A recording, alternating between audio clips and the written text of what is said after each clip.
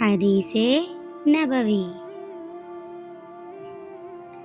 لا تتخذوا القبور مساجد۔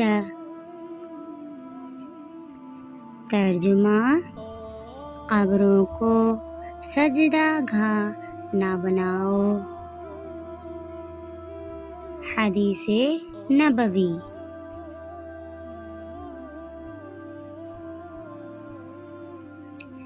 لَتُصَوُّنَّ صُفُوفَكُمْ أَوْ لَيُخَالِفَنَّ اللَّهَ بَيْنَ وُجُوهِكُمْ۔ مسلم شریف۔